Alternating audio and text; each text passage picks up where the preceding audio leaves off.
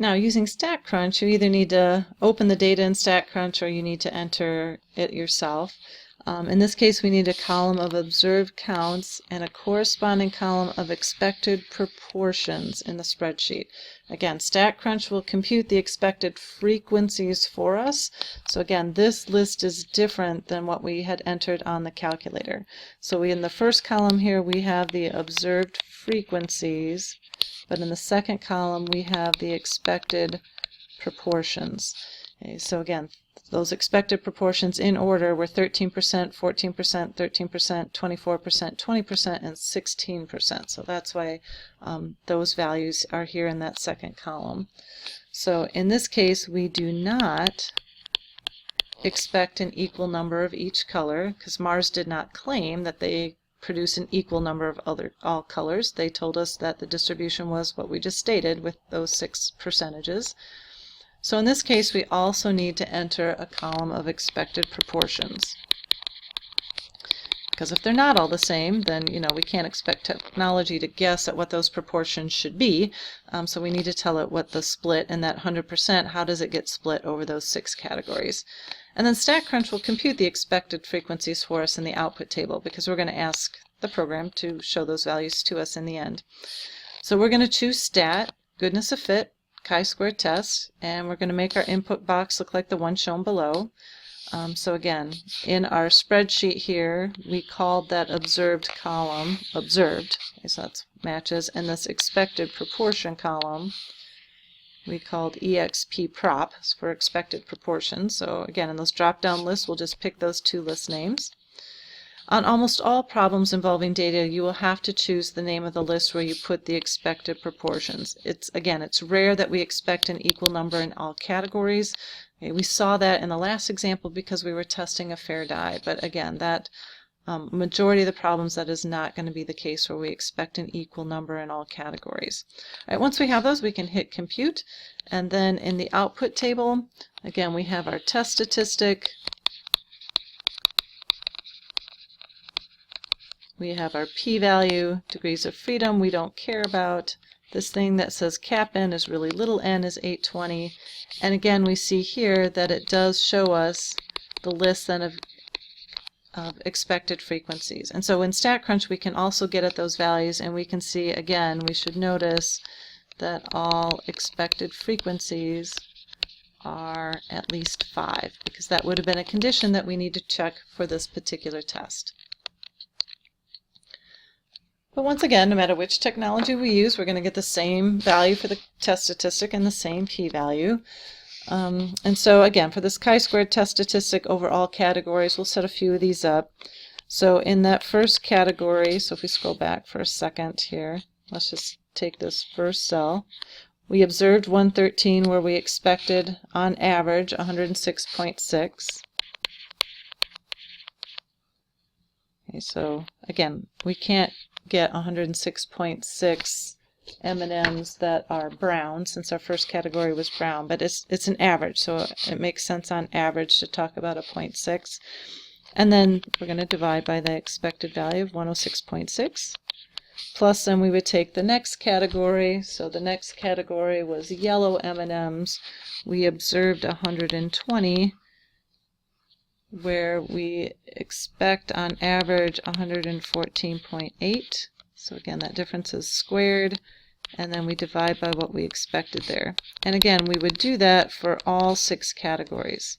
Okay, so that last category, we saw 147 M&Ms in a category where we expected 131.2 on average.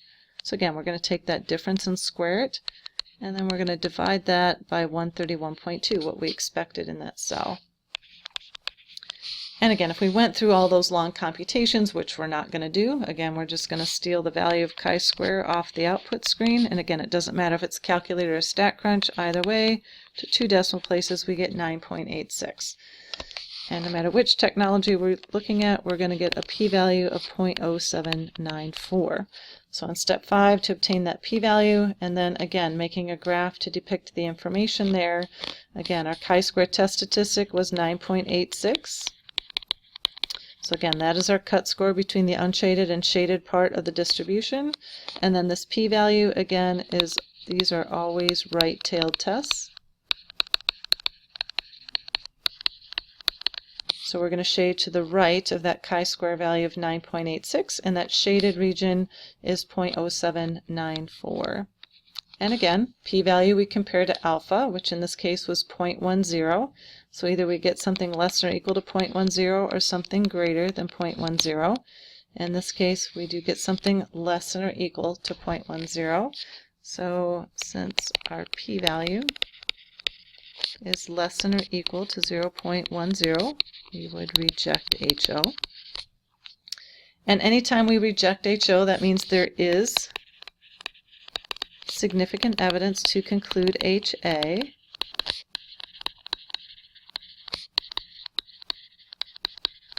And again, we want to go back and grab the context of what HA means. So in this case, there is significant evidence to conclude that the distribution of colors of M&Ms is not the same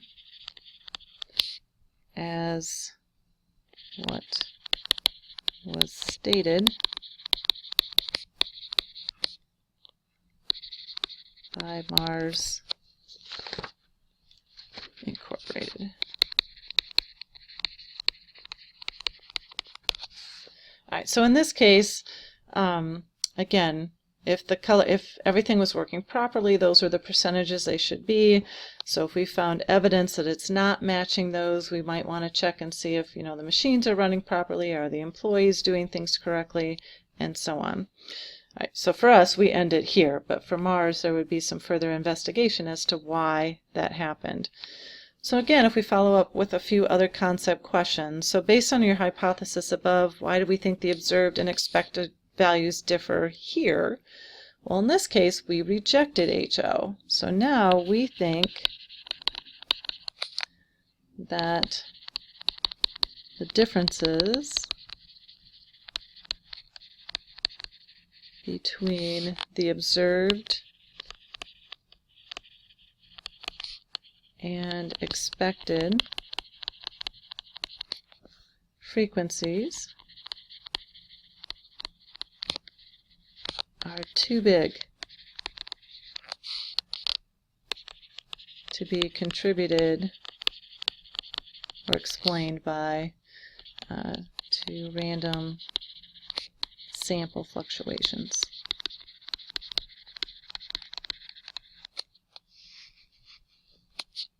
Again, also known as sampling error. I just never really liked that term because it sounds like you messed something up. So random sample fluctuations, and so we think the differences are evidence that HO is incorrect, which is why we rejected it. Okay, so again, when we see what we expect to see and so what we actually saw and what's claimed that we should see, those things are almost never the same.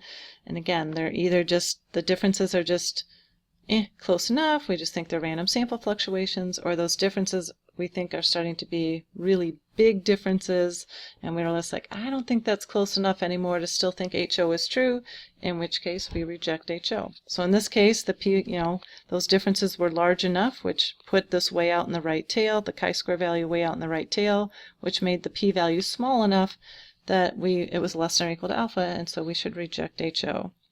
But again, we're making decisions based on sample data, so we need to remember at the end of the day that we may have made an error. And since we rejected HO here, we run the risk of rejecting a true HO. Now, if HO is actually false and we rejected it, that'd be good. Okay? But it's only if HO was a true statement and we threw it out, we rejected it, thinking it were false. But if it's actually true, then we just made a type 1 error. So we run the risk of rejecting a true HO, which would be a type 1 error. So now we've come to the end of a very long 11-chapter stat story for the semester.